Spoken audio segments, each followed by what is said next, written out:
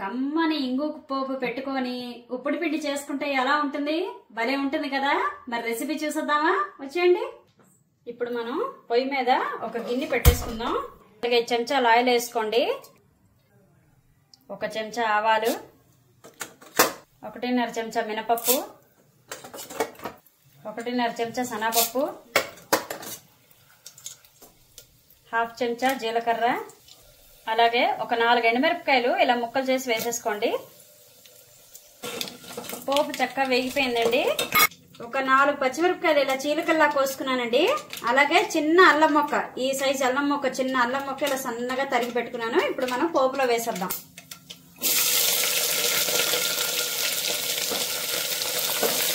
అలాగే 1/2 చెంచా ఇంగువ. ఉప్పుడు పిండికి ఇంగువ కరేపాకే టేస్ట్ అండి. ఆ రెండు లేకపోతే అస్సలు బాగోదు. ఇప్పుడు కరేపాకు కూడా వేసేసుకుంటున్నాను.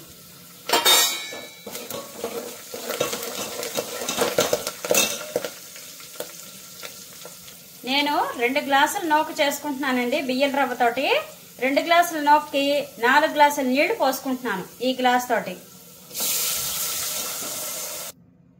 ఈ మాత్రం టీ గ్లాస్ తోటి, చిన్న టీ గ్లాస్ తోటి పెసరపప్పు తీసుకున్నానండి నేను. ఈ పెసరపప్పు వేసేద్దాం. టీ గ్లాసుడు పెసరపప్పు వేసేయండి. అలాగే రుచికి సరిపడా ఉప్పు. చాలా మంది పెసరపప్పు ముందే కాస్త నానబెట్టుకుని చేసుకుంటారండి, కానీ నేను ఎప్పుడు అలా చెయ్యను. పెసరపప్పు వేసేసాం కదండి, నీళ్ళని బాగా మరగనిద్దాము. ఇక్కడ చూసారు కదా, నేను లలిత బ్రాండ్ బియ్యం రవ్వ తీసుకుంటానండి. చాలా బాగా వస్తుంది. ఉప్పుడు పిండి గాని, పిండి పులిహార గాని చాలా బాగా వస్తుంది. ఈసారి నేను ఎప్పుడైనా పిండి పులిహార చేసినప్పుడు తప్పకుండా రెసిపీ చేసి చూపిస్తాను. నీళ్లు బాగా మరిగిపోయండి. నూక సన్నగా పోసుకుంటూ కలుపుతూ ఉండండి, లేదంటే ఉండలు కట్టేస్తుంది.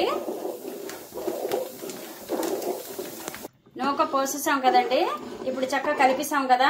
10 నిమిషాలు, పావు గంట సేపు దీన్ని అస్సలు కదపకుండా చక్కగా మూత పెట్టేసి వదిలేయండి. మనం మూత తీద్దామండి. చూసారు కదా, ఇప్పుడు చక్కగా కలుపుకుందాం. ఒకవేళ మీకు అడుగు పెచ్చ కావాలనుకుంటే కనుక ఇంకో 10 నిమిషాల సేపు ఉంచితే భలేగా ఉంటుందండి. ఇంతేనండి, ఉప్పుడు పిండి తయారైపోయింది.